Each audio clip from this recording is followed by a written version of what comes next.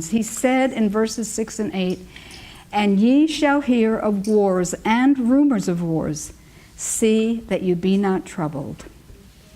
For all these things must come to pass, but the end is not yet. For nation shall rise against nation, and kingdom against kingdom, and there shall be famines, and pestilences, that is, diseases, and earthquakes in divers places," that means in various places all over the world. "All these are the beginning of sorrows." Number 3. Ken, next one. Natural disasters of various kind and man-made disasters. And we are seeing these things occur with greater frequency around the world and in our country. Did you know that the Bible refers to Satan as the prince of the power of the air? A writer of a prophetic book had this to say about how he operates. "Satan works through the elements also to garner his harvest of unprepared souls. He has studied the secrets of the laboratories of nature, and he uses all his power to control the elements as far as God allows. Satan will bring disease and disaster until populated cities are reduced to ruin and desolation. Even now he is at work in accidents and calamities by sea and by land, in great conflagrations, that is, great fires, in fierce tornadoes and terrific hailstorms, in tempests, floods, cyclones, tidal waves, and earthquakes. In every place and in 1,000 forms, Satan is exercising his power. He sweeps away the ripening harvest, and famine and distress follow. He imparts to the air a deadly taint, and thousands perish by pestilence. These visitations are to become more and more frequent and disastrous." Slide 6. As we hear the daily news of on TV, radio, or internet, we see that these prophecies are being fulfilled. We can ignore this reality and just go on with our lives as best we can, or we can take a proactive role toward these events that will happen. Here at Plymouth Sorrento Seventh-day Adventist Church, we have chosen to be proactive. And this is why we are presenting this seminar. We wish to help people be prepared as much as possible to manage the challenges disaster brings, and also to follow Jesus' example in ministering to those in need. The church board and the community services ministry, that's what our shirts show, of the church decided to offer our members and our community the opportunity to learn how to prepare for disasters, especially hurricanes. The inspired counsel to our church, following the example of Jesus, is that the poor are to be relieved, the sick cared for, the sorrowing and the bereaved comforted, the ignorant instructed, the inexperienced counseled. We are to weep with those that weep and rejoice with those that rejoice. This is, in a very special sense, the work of Adventist Community Service disaster response, and so this is our mandate. Slide 9. Okay. Disasters cannot be handled by one agency or organization or church, so the approach nationally has been to work with many local, state, and federal agencies, organizations, corporations, and churches, while designating for each an area of responsibility according to their expertise.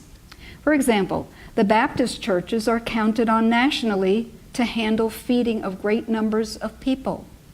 Mennonites and the Samaritan's Purse, a Baptist ministry, are known for their expertise in cutting down trees and dealing with debris, while Adventist Community Services disaster response of our denomination and the Mormons are recognized by FEMA and the Red Cross for their specialty of warehousing supplies during disasters. The Seventh-day Adventist denomination has agreements with states around the country to provide warehouse services in the event of a disaster. It is counted on to manage state-owned warehouses where supplies, water, and various things needed by victims of disaster are kept.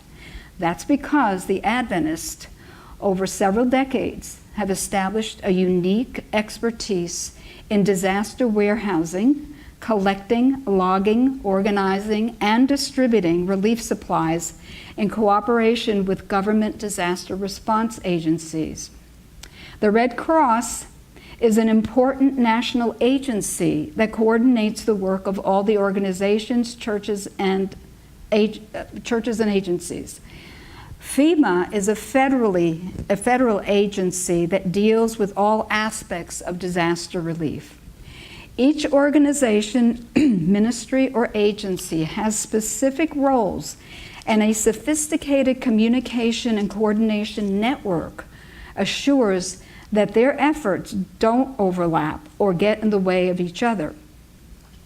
For the United Methodist Committee of Relief, for example, the United Methodist Committee on Relief is known for its expertise in case management. So, after the initial debris removal and home cleanup is completed by the work crews, the church sends trained volunteers into the wreckage to help families navigate the maze of FEMA assistance, state aids, and private insurance to help them rebuild their lives.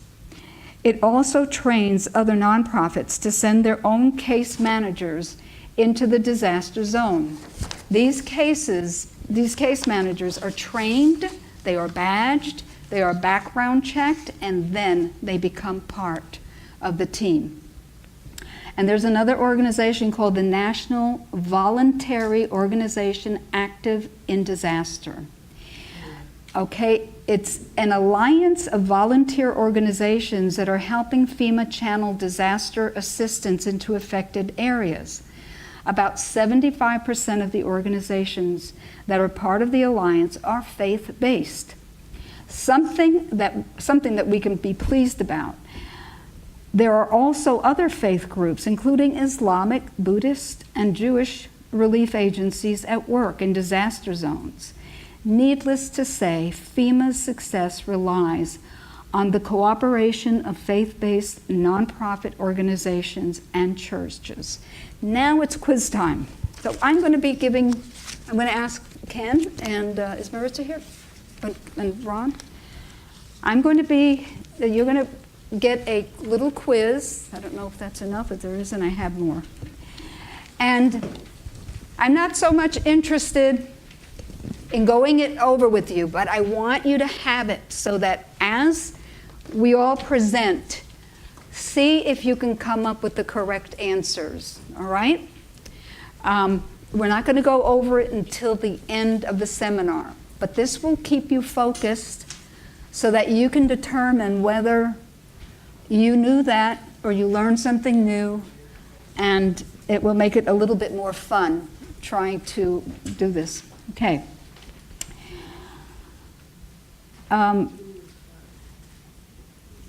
Now the next thing that I want to do, and by the way, we are going to have a Q&A session at the very end, so you can hold on to your answers for a little while.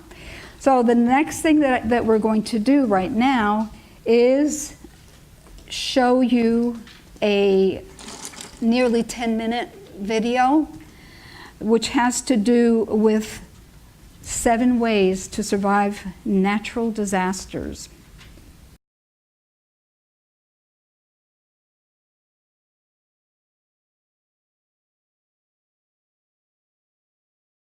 Director of Community Services for 15 years at another Seventh-day Adventist church. Ken has had training in disaster response and, as you can imagine, had to deal with numerous emergency situations on his job as a firefighter. Ken will provide information on what to do before, during, and after a disaster. Thank you. Okay. I won't start the slides yet. We went to a seminar, a 3-day weekend, Friday, Saturday, and Sunday. And this is the second one I went to. It's really good, put on by the Florida Conference. And they put a lot into it. They have people from the GC come down and Southern Union and teach us, have the classes. We had 16 hours of classes. And the classes were on disaster preparedness, of course, and sheltering, fundamentals. To know how to shelter, who's qualified to run a shelter, and also to teach this material. So they want to know if you can teach it powerfully, purposely, and present it good. So we went through that. I've been through it twice. And we had to take a test. I'd say a written test. And Rosa says, oh man, I got to pass this test. And you actually have to pass the test. You better make a 75. So we all passed. And we did good. So I just want to, as a firefighter, 25 years, I came on the fire department in 1962, May 16th exactly. And not too long after that, I was stationed in Orlando in Marks and Fern Creek, Station 4. And guess what? We had a hurricane, Donna. I don't know if anybody remembered Donna. Right through the middle of Orlando from East Coast to West Coast. And the eye came. And if you know anything about an eye, it's like, oh, it's all calm. We can go out now. We can play. No. Because you get winds coming from one way, and then you get whacked the other way. So you get kind of twisted. And so I'm at the fire station, and of course we didn't get no calls. We can't handle calls with high winds.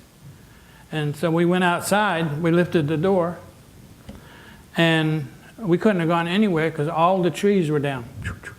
We couldn't go anywhere with the truck. So we were basically trapped. We could help people around the station in the walking distance, but that was it. Flooding.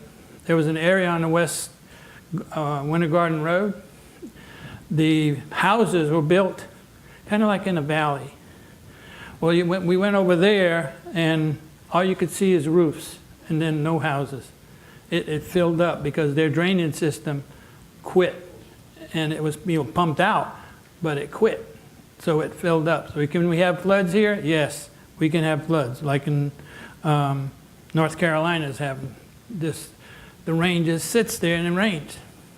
The winds weren't too bad, but the rains were horrible. So how are you going to deal with all of that? And I called Shannon. He's on duty today. I wanted him to be here to see and ask him what the Volusia County Fire Department does when they have a hurricane. What do they do? Well, they do the same thing that we should do. Prepare. And plan. They've already got a plan. So he gave me the plan. So they have to watch their supplies. They have to make sure they have enough supplies, gasoline and everything to run the station because the power will go out. And they got to have power in the station. So every fire station has its own generators and their own fuel to run the generators. So they're ready. They have, and then they call, of course, if you know if a hurricane's coming, it's not going to come like that. They bring in their manpower. They have 3 shifts of people, and if it's going to be bad, they will bring all 3 shifts in. That means everybody. And their shifts is 24 on, 48 off. Well, what they do is they go on a 12-hour shift. So they go at 12 on, 12 off, and they sleep there. They don't leave. They just rest, and they bring their food and everything, so they live there. So it's the same thing that we have to do. We have to be prepared and make sure we have what we need to survive. And it is important that you plan ahead. Plan ahead. So you can put the slides on. So I prepared a little something different. I don't see no young people here. What I consider young people. We're all young. We're all young? Okay. Are you senior yet? Yeah. Yes. Oh, okay, see? So I prepared a disaster preparedness for seniors by seniors. Oh, wow. So what do we got to do as seniors? This is a senior church, so we have special needs. And there was a letter written here, and this was done from, it says, from Rochester, I guess it was in New York. It says, "Dear friends, we are a group of older adults who have experienced a 2-week power outage." So have you lost the power for a week or two? Yeah.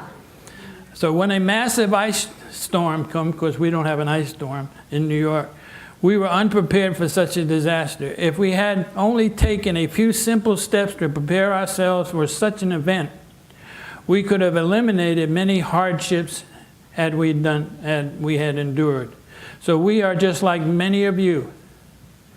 Some of us are in good health, but aren't quite as agile as we. Some of us have hearing and vision problems. Anybody got those? Others use a cane and a wheelchair, and that's a knee chair there. Yeah. So you use all these things. So to avoid getting caught unprepared, we urge you to immediately review the enclosed information and fill in the appropriate local emergency numbers. So they're asking for help. This is a home for the aged. So they're asking for help. So as the seniors look for help, they are using this method, and it is a 3-step method. And it says, emergencies and disasters strike quickly. Well, a hurricane, you know it's coming. I'm sorry. You know it's coming, so you're not warned. But what kind of emergency would affect you that happens quickly? What's that? Tornado. Yeah. Yeah, it will, because you don't know. And actually, we had a tornado start in Kissimmee and come up all the way up through Pine Hills and everything years ago. And it was devastating. We, as a church, and I was involved in that, went down to help them, feed them people, and it was horrible. You could see the path. And it was the worst one we've ever seen around here. So you got to be prepared for that. We are church-based, Adventist Community Service. We help people. That's our main thing. And we do it with the love of God. Yes. Can't forget that. We do all what we do because we love God, and God loves us, and He loves every one of those that are hurting. So you need 3 steps. Get a kit. Maritza has a pamphlet, and she's going to explain about a kit, what you need in your kit, and to help you survive and help you eat, whatever, and to be prepared. Then you have to make a plan. So wherever you are, you have a plan to exit your house, if you have to, or move down the road to a shelter. You know, Carol and I went on vacation last year, September. Guess what happened in September? Hurricane. Right up over Claremont. It came in on Sanibel, and that's where we were. But we had a warning, but not much. We had 1 week. And then we watching the news. Oh Lord, it's coming right at us. Guess what? We had to get out. And you know what we caught into? We were caught in an evacuation mode. We come up I-75. It was good for about 20 miles, and then it stopped. Traffic, both, it was going 10 miles an hour and then stopped, 10 miles an hour. How long is it going to take us to go 200 to get to I-4? Yeah. So what we did, we got the GPS and we went back roads. We took back roads. Or we'd be still on the road, I guess. Yeah, it wasn't good. So we were actually experiencing evacuation. There was an evacuation. They were all coming from the Keys in South Florida, because that's where hurricane was headed, and then it turned up. So you make a plan, and our plan was to get home and get away from this thing. So we were caught in that. And then be informed. So 1, 2, 3, get a kit, make a plan, be informed. So when disaster strikes, you need to be ready, because if you don't plan ahead, then you can be in big trouble, especially the elderly. The elderly, you need to be in touch with your family and know what they will do. If you're going to go get them, or they're going to stay in that house. Linda Yost, last year, she came and stayed with us at our house because she lived in a trailer. She was scared. Trailers are not safe in hurricanes because they'll be flipped over even though they're tied down. They're not totally safe. So you got to have friends, neighbors, and as a team and as a church family, we got to look out for each other. So I suggest that I'm going to get with Rosa, that we get names of people that have some kind of disabilities and hard to get around. So if we need to go get them, we can. The elders and the deacons of this church can be put to work. We got to take care of our own family, but also we're going to try to take care of our church family too. So we got to have that plan, a plan. Do you have a plan, Pastor, for helping the elderly? Yeah, he says yes. We got to find that plan. Yes. Yeah, where's the plan? So 3 steps to preparedness. We get a kit. We got to have the food and everything last at least 3 days. You saw that. They talk about packing everything in like a duffel bag, but also a bag that you can wheel, like you do at the airport, so you can wheel. So it'll be easy to take. Tag everything. Mark everything. If you're taking that knee chair, tag it, because wherever you go, if you go to a shelter, and it gets misplaced, you got to know that's yours. So do that. So Maritza will have the basic needs that you will have. I have a list here. We have all kinds of lists of things you need, flashlights, batteries. The fire department does that same thing. They make sure they have all their batteries and everything ready that they need, and you got to have them for at least 3 days or more. But when that power goes out, wow, you're in trouble. And what do? How are you going to charge your cell phone? Huh? We sell these little portable jump boxes. Yeah. Yeah, like this. Even smaller now. Yeah, this will actually jump your car. Costco. It's about $60, $70. This will actually charge all your phones. I loaned it to my neighbor last year when the hurricane went through because we lost our power, and he used it to charge his. This will charge your battery. It'll jump your car, and it'll charge your cell phones. And he did that. I loaned it to him because I had power because of my neighbor behind me had power. We dropped the cord over the fence. Thank God for neighbors. He's a Christian too. Yeah, thank God for extension cord. So, and there's different, as you know, as in the technology, there's different charges that you can use, like this. You get a few of these, charge them up, get them ready. Yep, that'll charge your phone. So there's a lot of, that's very important. Because if you lose communication, then you don't know what's going on. So your grandma won't be able to be in touch. Yes. Pardon? What? It's a charger. Oh, the little one? I'm not sure what it's called, but it's just a basic battery you can get in most tech like Office Depot or something. But that's just a battery. You charge it up, and then when your phone gets low and you're not near a plug-in, you just plug it into your phone and it charges it back. If anyone has a question on the way, go ahead and ask me, because you might forget later what it is. So. Again, make a plan, meet with your family and your friends, make sure they know what you're going to do and what you're expected to do. You've got to get out. We were trained in sheltering.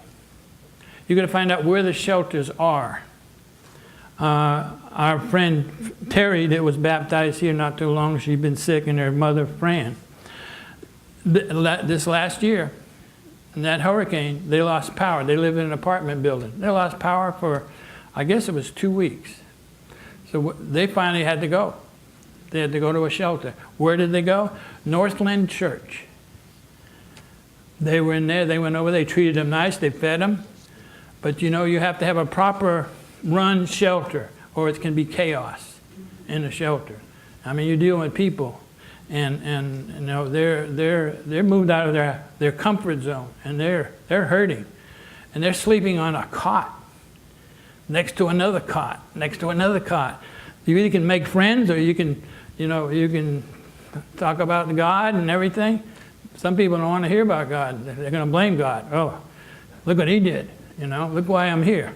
So you got to be able to actually witness and minister when you're in a shelter. But you got to find out where these shelters are, and that's through the phones and through your TV. If you and just watch the news, be informed, and then make that plan to go.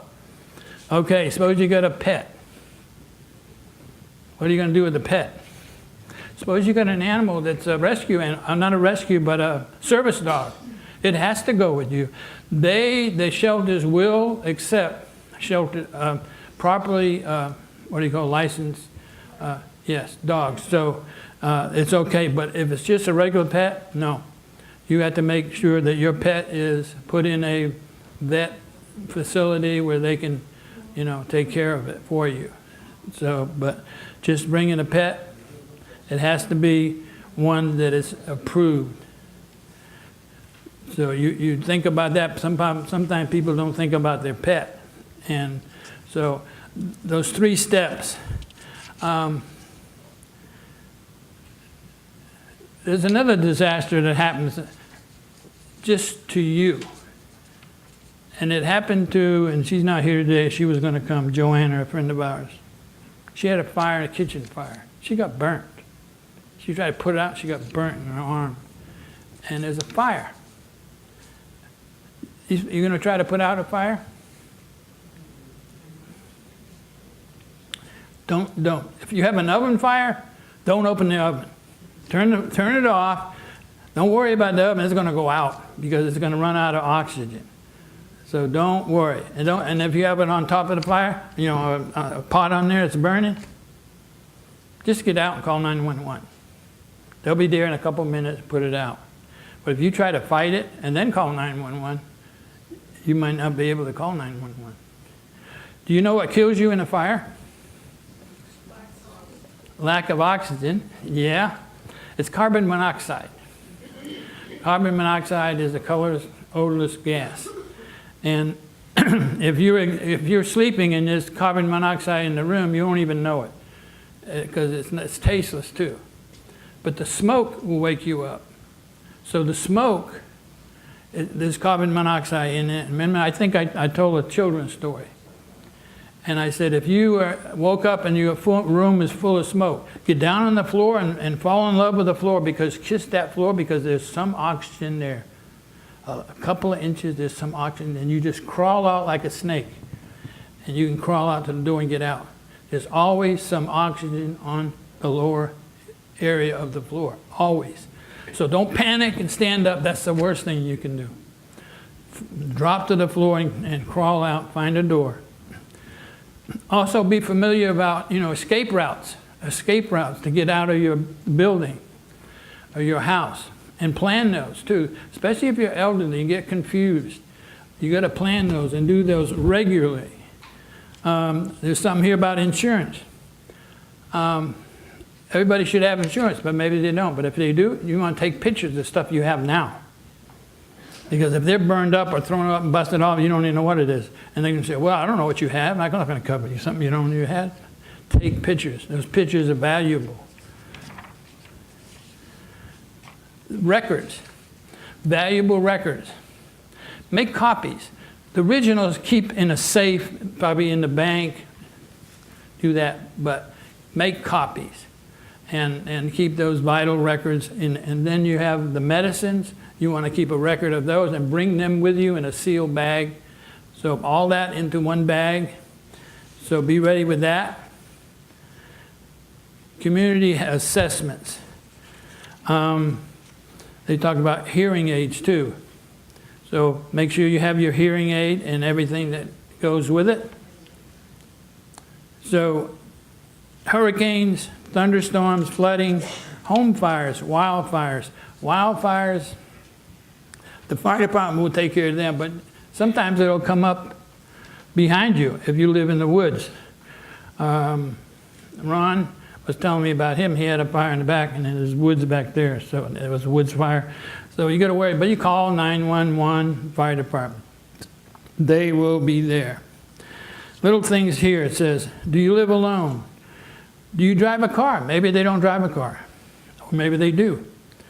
How is your sense of smell? You might smell something, or gas. You know what gas smells like? Rotten eggs, right? They put that in there. Do you have any physical, medical disabilities, thinking or learning limitations? Has your sense of hearing or vision decreased? Yeah, I'm using glasses now. My arms didn't get long enough. So are you reliant on medical equipment? Maybe you carry an oxygen thing around. That can be an issue if there's a fire. Are you reliant on a caregiver? So you got to coordinate with a caregiver, whoever that person is living with. There's so much in this. So maintain and practice. Maintain your kit, practice your plan. The community warning systems. We don't really have, they have some places they have warning about tornadoes, and a siren will go off. We don't have that. We don't have that in this area. So, but the big thing is stay in touch with your church family, your family, and make sure that you're able to communicate with them. We don't have any local volunteer fire departments. All our fire departments now are paid, and they're over there, 24/7. They're ready to go, and they're usually close within 5 minutes. So I'm big on fire departments. It's needed. I was going to have Shannon here tell him, about Volusia County, but he got called last night to work, emergency. Somebody got sick, didn't show up, so you had to fill in. So you have senior places, assisted living places. We got to watch out for them, and if you have some loved ones in there, the radio you talk about, that emergency radio, we got to have that. So if you go to a shelter, be prepared, bring your stuff. You want to be comfortable. Bring a blanket, bring a pillow, bring all this stuff with you that you think you're going to need. They will have food and water. You won't have to bring that. Maybe just a little bit for while you're going there. So if you need to evacuate, it says try to carpool. Wear your proper clothing. Take your supplies and lock your home. Use travel routes. So usually it's the travel routes and evacuation routes are the main roads in your area, like 441 and all that. So those are disaster routes, and some of them are marked. But be prepared to lose power, and we've all probably gone through that. And so you have to have a generator, right? So if you're blessed to have a generator, it takes gasoline to run the generator. And where are you going to run the generator? Outside. Yeah, not in your garage with the door open. Oh, the door is open. No. That's when the carbon monoxide is going to go into the house, into the attic. It's going to get in the house, and you're going to just fall asleep. You'll just fall asleep. You got to have it outside. And then your storage of gas. I believe there's only one safety can that I have at the house, and it's a metal one. It's 5 gallons, and it's hard to open because it's a lid on it that comes down like this, and you got to pull it down. That's your best. These plastic things, maybe a little one, but the metal ones with that, where you pull that, lid and that opens up and you can pour it, that's your best. It costs a little more, but it's worth it. It's worth it. So after the disaster, what do? We're going to go out and have fun, play in the trees. The kids want to go out? Well, Hurricane Charlie came through, I-4, 100 miles an hour. We had 100 miles an hour wind at our house, and one tree went right, there was one tree right between our houses about 15, 20 feet apart. It, thank God it went right down between it. And just got a little gutters. And we had a few branches come down, but 100 miles an hour. So we just hunkered down. Where do you stay in the house? Where? Bathroom is a good, bathroom is a good one. And you can get in the tub and put something over you. Yeah, but in a central located small area. They talked about a table and all that. Yeah, use that. It's basically a lot of this is common sense. So just use your common sense. Pray. Don't forget to pray. And it says, don't use candles. Don't use candles. Candles have started so many fires and killed so many people. Don't use candles. Use candles for birthdays. That's it. Yeah. They got these LED lights, now that last long and they're so bright. Get a few of those, and they're not too expensive. So, but don't use candles. Check your neighbors, the people around you, see how they're doing. Call out of town to your relatives, see how they're doing. They'll probably call you. Do not drive through flooded areas. You can talk about North Carolina. And also monitor the radio, the TV, if you're able to have one working. Your refrigerator, power goes out. Don't open your refrigerator. Keep it closed as long as possible.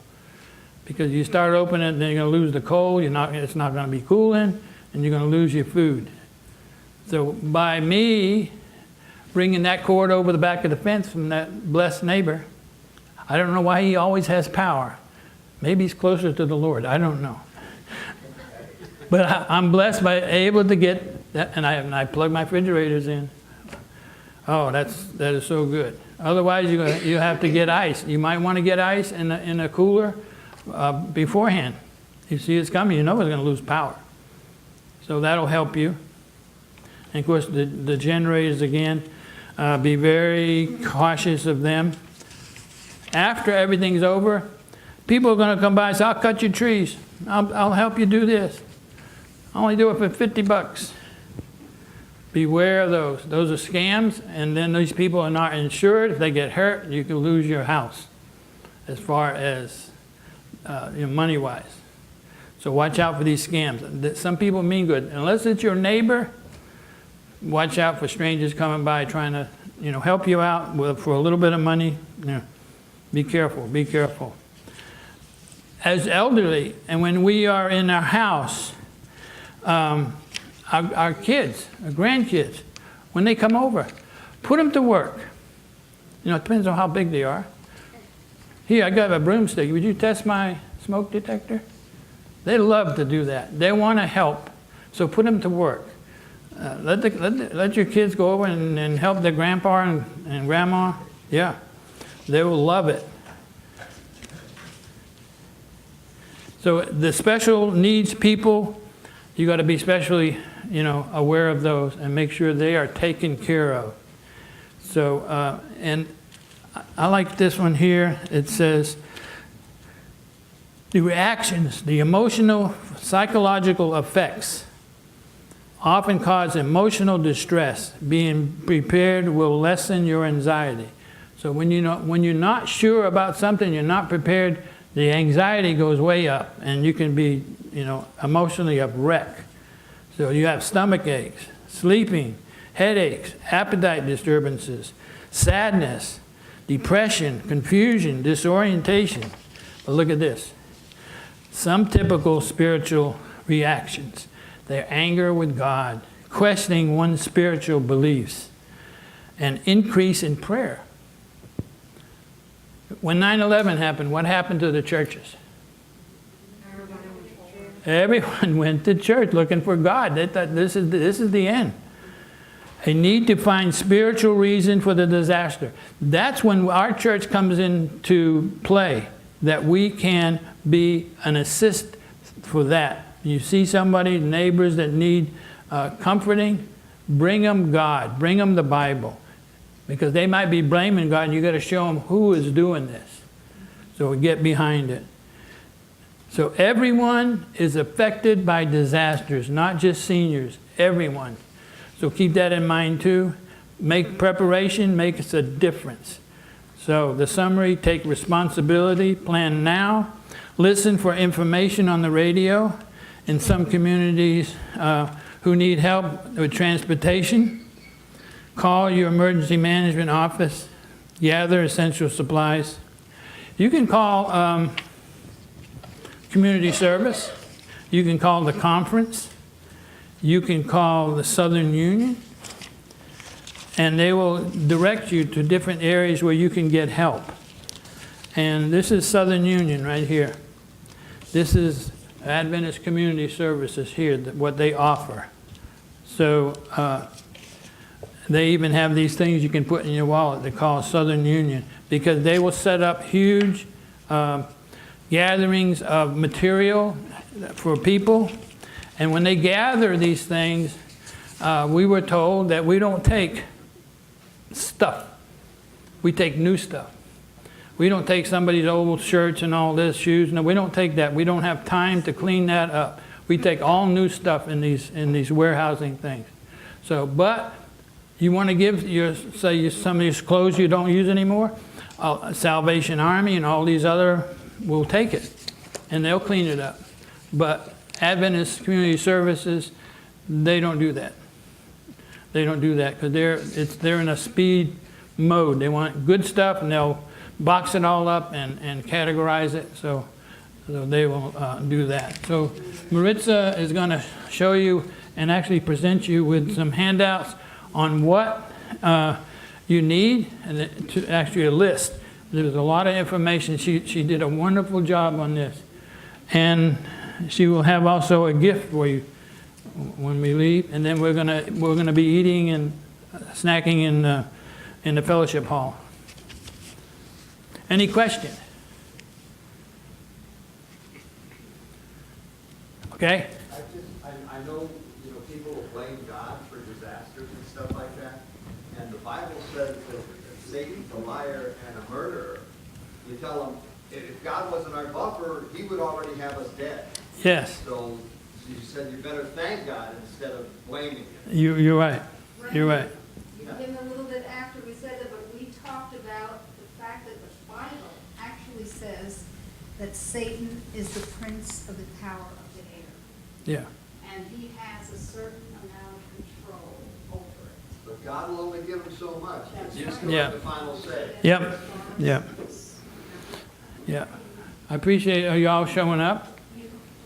Take this stuff to your friends and neighbors, and also to your family that wasn't here, Okay. and help them out. So you got to be prepared. If you're not prepared, and it's chaos. You don't want chaos. You want to organize help. That's what we're doing. Organize help with the love of Jesus Christ. Amen. Maritza's going to start her presentation with a 3.5 minute video. Now this has to do strictly with hurricanes. So pay attention, because that is the disaster that we have a lot here in Florida. That is flooding.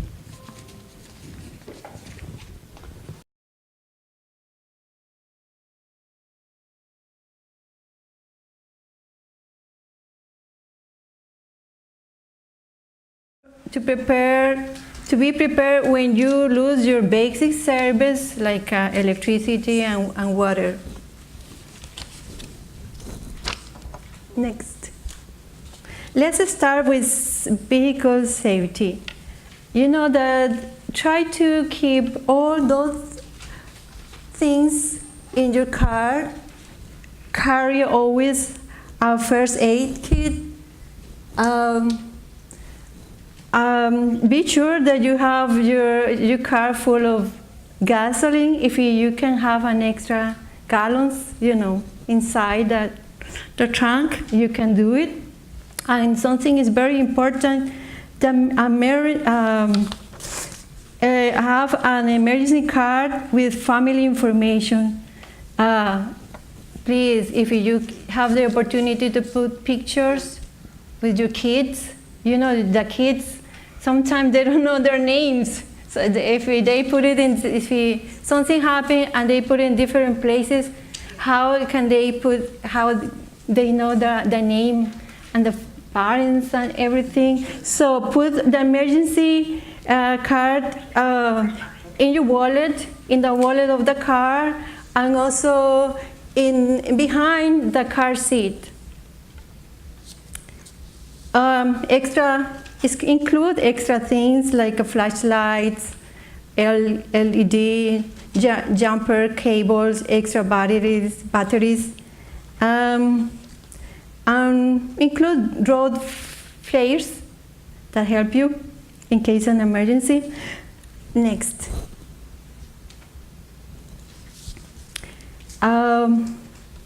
Notice that in a disaster, you always will need cash. Why cash? Why our credit card and that's not working? Because the power might be out of the stores. Yeah, we have to be prepared. 5, 10s, 20s, 50s, that will help you. That will save you in case of an emergency. Also include copies of your Social Security, insurance, birth certificates, driver license, bank account, saving, check-ins. Carry your personal information, including your medical information for each family. Please try to, when you have all these documents ready, please put this information in waterproof container, because we need to preserve all those, is our identification. All right, next. General supplies. Start with first aid kit. It's the basic. I remember that I asked somebody, "Are you ready? And you have your family kids ready?" "Yes." And that person said, "Yes, my first aid." And it was half correct. But it's not enough. It's not enough. In emergency, that helps, but we need other supplies. Like my friend said, we need an emergency radio, mask, Band-Aid, all those things. And if you don't want to complicate your life, go to Walmart like I did, and buy a first aid already packed for you. Very nice, very cute. If you want big, you want small, whatever, everything is already made. If you want bigger things with more complex, so you can buy online. If you don't want, take a lot of time, because it's a plan. I know, I'm still in the process. Next. Other supplies. We need whistle. I don't know if you see Titanic movie. No, you don't watch movies. So he will help you. Will help you. I don't know what happened, but when I scared, I'm freeze. I can't. My boys go I don't know where, and I can't. So this help you, if you are under, I don't know, cover with, something. Yeah, you have with this, it will help you. And all those things, so cover your matches, you need the matches, you don't need wet, you need, And the spirit of camping is Ron Tudela, and he talked to me that baby wipes help you. You know, if you want to, if there is no water, you know, that help you a little bit. The first date, the second date, you know, that help you. You know, to keep you clean, your body clean. Also, you can wash the dishes. I take your counsels. And the kids are going to be, we have to keep the kids occupied doing something. So carry always puzzle games, books to entertain them. I'll always carry, like Ken said, your cell phone is going to, you know, the battery is going to die. So an extra batteries, there is a solar batteries. So start buying things little by little. Don't hurry, but don't delay. Next one. Let's talk about food and water. We need that, right? If you are nervous and stressed, please carry cookies. That will help you, you know, to relax. We are in the food. We are in food. Food and water. Food and water. How many gallons do you think we need? Each person need for a day? 1 gallon. Per day. Per day. So start doing your adding 1 gallon per day. How many in your family? So start adding your orders. So you need to eat also. So start, you know, taking cans and put away in a special place. But just always verify the expiration date. So take your time. Maybe nothing happened. Maybe next year, but the can is there, cereal there. So check it, eat it before, and then put it a new one.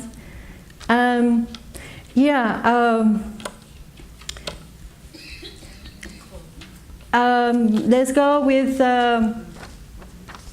with clothing. Can I add something to you? Yes. You mentioned carrying a gas can in your car. That's very dangerous. Okay. But if you use a safety can, yes, that's good. But if you just go down there with a plastic can and put it in your car and get it for your lawnmower or whatever, you're going to smell gas in your car. You'll smell gas. And that's because gas leaked out. You don't know if a gas leaked out. It's very dangerous. Use them safety cans. They're metal, and they have that round thing on top that clamps down, and you have to force it open. So use that. Stress foods, it says stress foods. The fire department, Shannon, they say bring in candy, granola bars, something that'll give you high energy right away. Yeah. That'll keep your stress down. And they eat those, you know, as a snack, but it gives them energy right now. The granola bars and them, all that kind of health. They have healthy bars, but they will give you some energy. So those things. Watch out for those gas cans. Stay here. Thank you. Stay here, in case you need to clarify.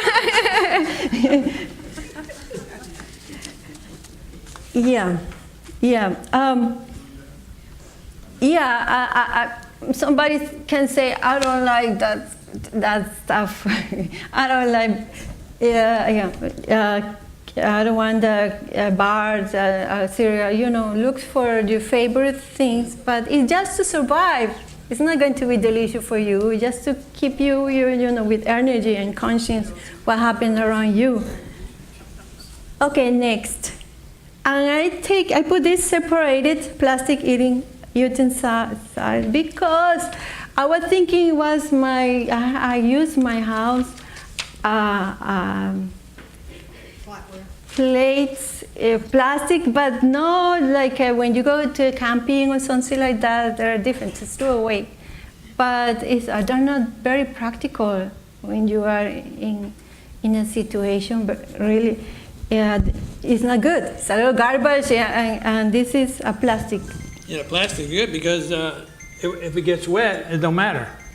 You know, because you're going to be in some not so nice weather. It might be a little rainy or whatever, so plastic is a good idea. You bought paper plates, they get wet. Yeah, remember the baby wipes? You clean it and you continue for the next round. And clothing. Why do you think, or you see long skirt, long pants? Why? Why do you think? Protect you from mosquitoes. Yeah. For the sun also, you know, wherever you it's not, sometimes it's not very comfortable, but help you, you know, you don't know the environment. Also include your repellent. Yes? Another thing in Florida, you don't realize, even though it's like 100 degrees outside, you get a thunderstorm rolls in, the wind whips up to 40 miles an hour and starts dropping ice water on you. You can get hypothermia pretty quick if you're not covered with something that's windproof or, you know, like a raincoat and stuff like that, out of nowhere. Yeah. All those things. Ron, when you come down to eat after, you got all kind of stuff on the table Yeah. to show you guys. This is the moment that we're thinking about the people who like camping. They're like, you know, they're prepared because it's almost the same. He's going to show you something that's really funny, but it's really useful. Yeah. So you can't miss it. Go down here and see it. Yeah. You'll laugh all the way home. So. Yeah, like I said, is prepare the emergency kit is a project. It's a project. Little by little, take your time. Next one. Okay, this is another other miscellaneous items.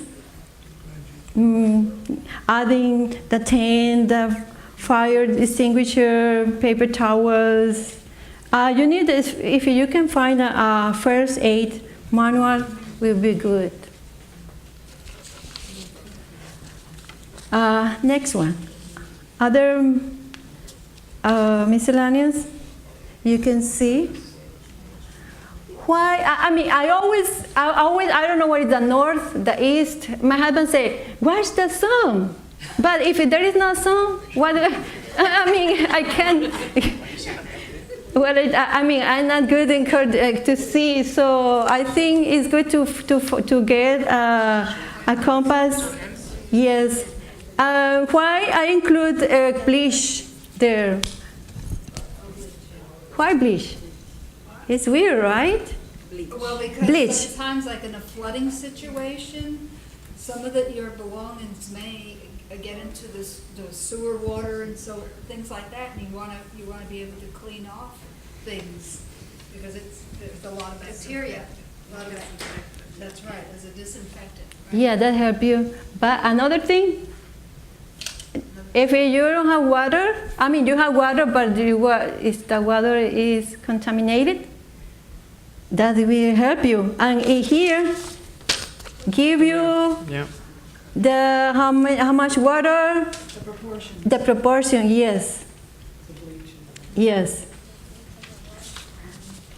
And I like the thing that said signal flares. Flares, yeah.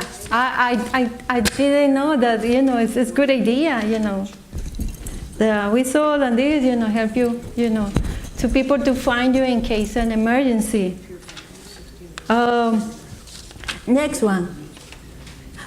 Don't forget your friends. You have to take care of them if they're in your house. You have the responsibility for them. So carry their food, like he said, their water. But you can't take them with you, though, if you're going to a shelter. They go to the yeah, but you have to give the food and be prepared like a kid. Yeah, okay, right. Give you my pet with all Take them to the vet, to a place for them. Exactly. A label, and a special. They are going to have medical record, toys, case, water, extra leash. You know, you have to then. Yeah, you need to know that when they go to a church or whatever, how do they know that it's your dog or whatever, you know. But one good thing is that carrier. Bring your carrier. Okay. During disasters, sometimes when you have to travel out of the city or whatever, you take your pets, a lot of the hotels will open it up so that you can bring your pets. You do have to call them and just check and see that they will, that many of them will during disasters. Yep.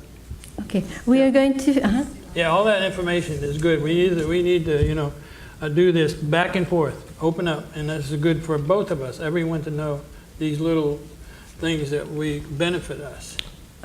next one. We're going to finish. Okay, this is an example for you. If you don't have any idea, I didn't know where to put it. So next one. And you decide where to put it in your house. Somebody can say, I have all those items. Yeah, but one here, one in the garage, in the bathroom. Put it in one place. Everything ready in case of an emergency. My husband and I agree, already have where, so we agree in that. Next, we are going to finish. People's tendency is to say that a disaster. How is it? Okay. Okay. People's tendency is to say a disaster is not going to happen to me, right? No, not me, not in Apopka. I noticed that we are blessed You are by God, God. right? But last year, May 23rd, news said a very unusual tornado outbreak hit Mandora, Florida. Was the first tornado in such intensity in the state. Yeah. It killed 245 or 12,534 residents. Last year. You got one? You got one there? Also last year, remember the Hurricane Irma? Yes. Who was without power? And the one that depend the power to have water, it can feel more than that. We feel it. You know what? I thought I was ready. I prepared 3 bowls of salad for that time.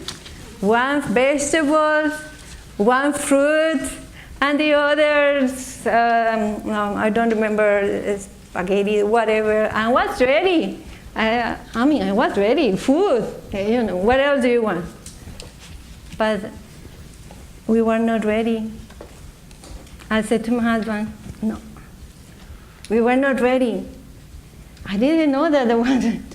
I thought it was very light, but it wasn't. On June 3rd, 2001, Orlando got a tornado from the parable of, I'm sorry with my English, of the 10 virgins. We can get a lesson. We can get a lesson. 5 were wise, prepared,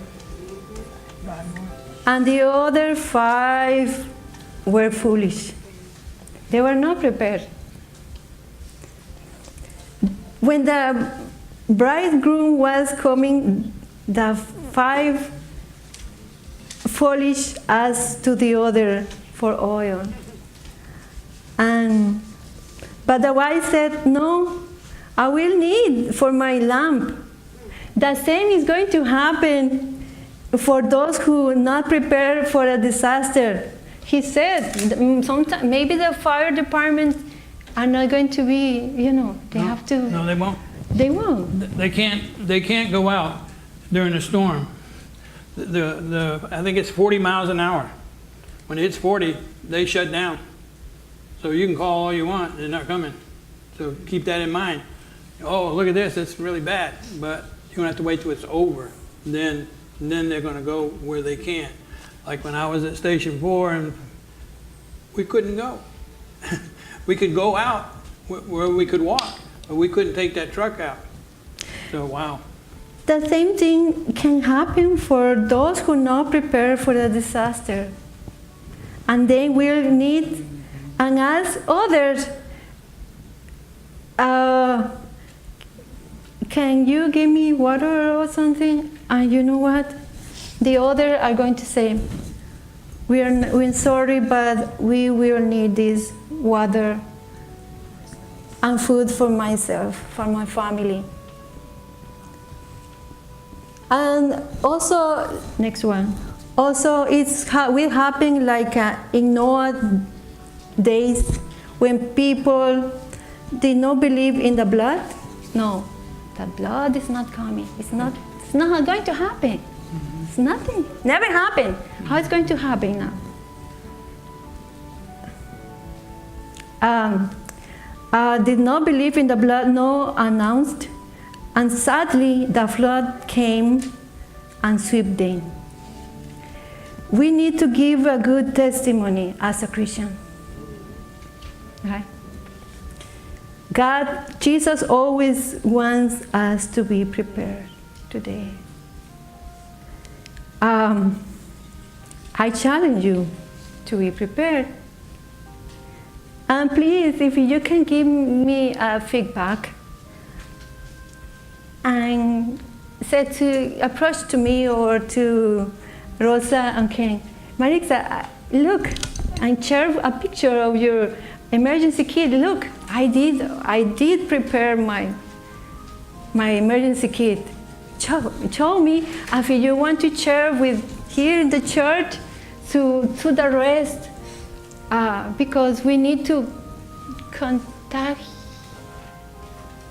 others that they should be prepared.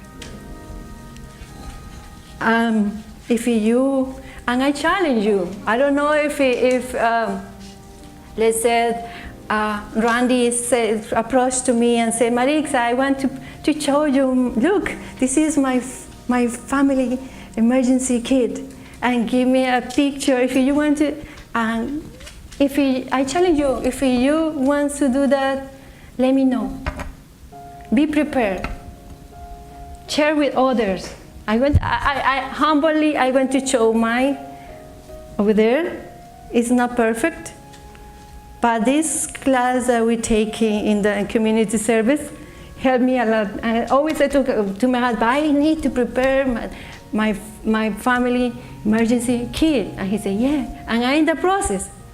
Hopefully I'm not delayed. People have tendency to be delayed.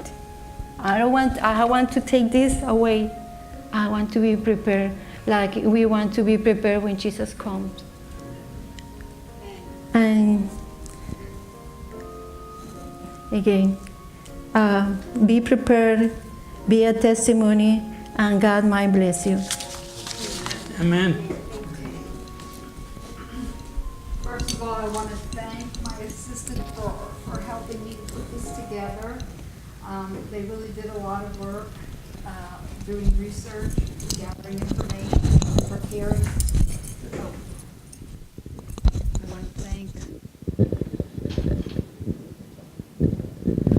I want to thank my assistants for helping me put this presentation together. As you can see, they did a lot of research on the internet. We got all kinds of other,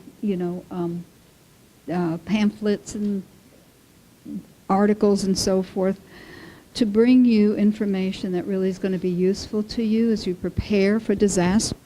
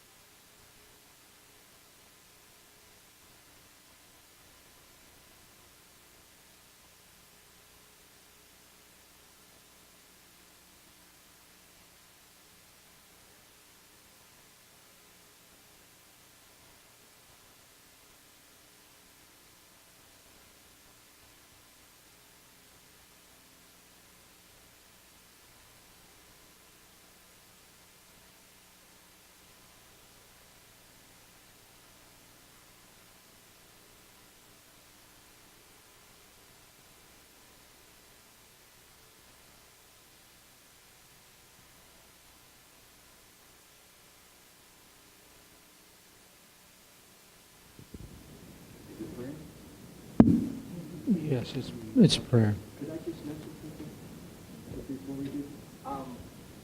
Anyone heard of a Generac backup system, generator? Okay. If you can afford it, they're excellent because it's all automatic. I had to deal with a generator, you know, electric start, a full start, whatever, but the gas lines were crazy. And until they had it sorted out last year, it took like 3 days before they had enough gas come in for the generator. But if you can swing a Generac, they're probably around, I know they're pricey, $5,000 to $6,000. But it's a one-shot deal. I mean, you're set for life, basically. But when your power goes out, in 10 seconds, it senses it, it shuts off your main thing. It's got a switcher box. And yeah, your backup comes on, and boom, you're up and running. They ran, in back of my house now, natural gas. So it's really nice. Yeah, and it's just, I mean, it's actually cheaper than electric. So anyway, that's just something you could pray about and where the Lord will lead you. You've noticed the signs out in the front. There's some sort of blue and purple signs. This is something you will not want to miss, and it's October 12 to 16. Do come back and take advantage of this opportunity. The appearing, you will not want to miss this. Come back October 12 through 16 for the appearing. Shall we bow our heads? Dear Lord, please help us to always keep our eyes fixed upon you. May we always be mindful that no matter how hard the winds may blow, and no matter how intense the storms of life are, you are always our rock and our shield. You are our anchor, and you are our mighty fortress. You and you alone are our shelter in the time of storm. In your holy and precious name we pray. Amen.